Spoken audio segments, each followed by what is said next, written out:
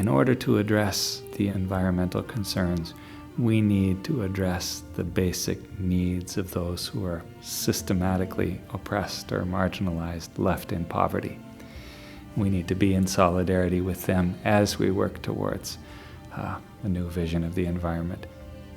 And if we inherit an earth which is wounded, we have a responsibility to the future to work towards making it better for those who come after us, not getting everything out of it that we can during our lifetime.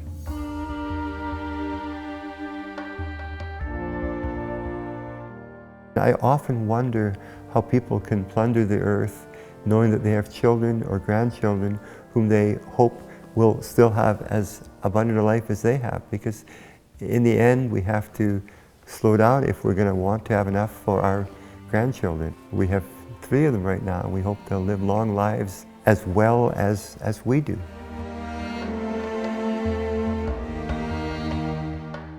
The 2 crises, the crisis of poverty, injustice, inequality, and the ecological crisis are really just 2 faces of the same crisis. And they have to do with how we are as a species, how we conceive of ourselves, but also how we act in our modality of being. And what's required really is a fundamental reorientation. The importance of the ordinary Catholic being aware of ecological justice is to have a world that your grandchildren or other generations can live in without fear of health issues or poverty issues that people can't bear to live with after.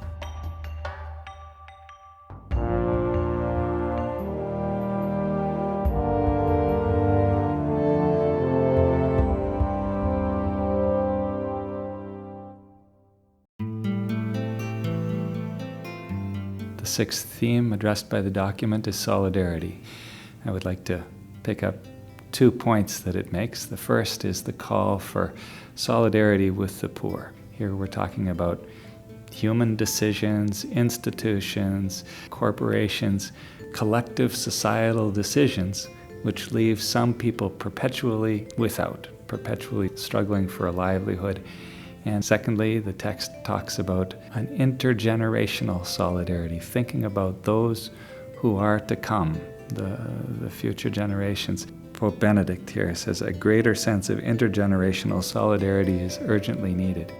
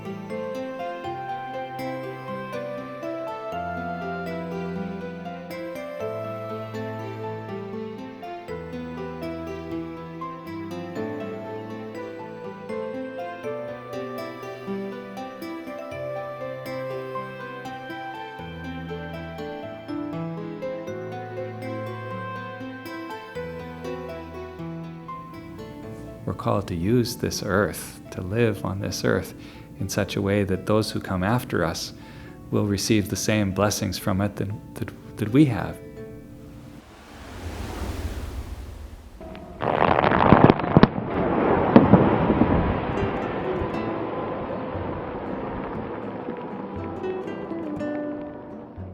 The Brazilian government was building a dam in the Amazon area.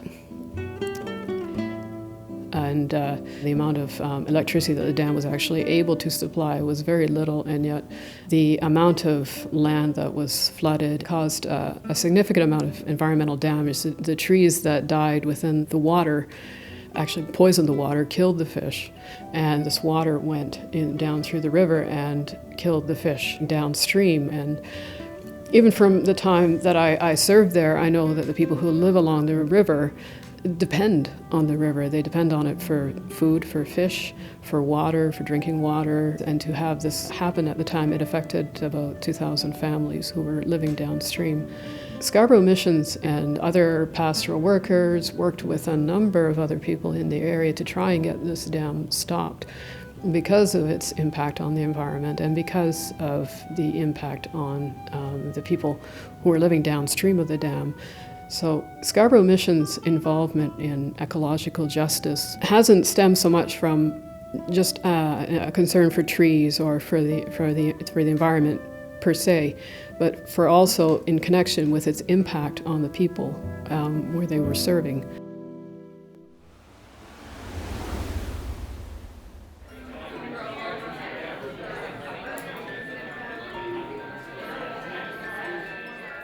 There's certainly much more interest among the younger generation. There's a great deal more interest in food and feeding people and teaching people how to use food. It's often linked with poverty, teaching people on welfare how to do the most with the limited money they have, and eating locally and eating healthily. We're growing seeds, which we can then give to community gardeners and local food providers to grow food with, which they can then share with underprivileged folks who may not have their own land, may not be able to afford to eat healthy whole foods. They're going to put it in the trunk here. So many people know where their food's coming from, but they have no idea where their seeds are coming from. I'm looking to start my own farm and hopefully my own seed operation, and the idea of being able to collect all of your own seeds to grow your food year after year is the epitome of sustainable farming.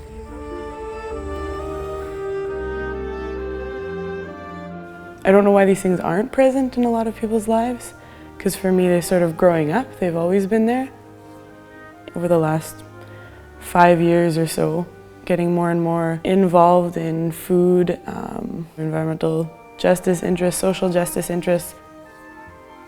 I try to live a life of respect, especially for the earth and for other people, humankind, believing that there's a connection of some sort, that there's reason for us to do things in a respectful way and in a loving way. It seems like the right way to live and to do things. We need to make decisions today in solidarity with those who will come after us. We are obliged to care for the environment, not in such a way that it gets us through our lifetime or gets us through the next 30 or 50 years. We need to make decisions about water levels, about the atmosphere, pollution levels, so that people 5, 10, 50 generations down from us will be able to live well on the earth as we do.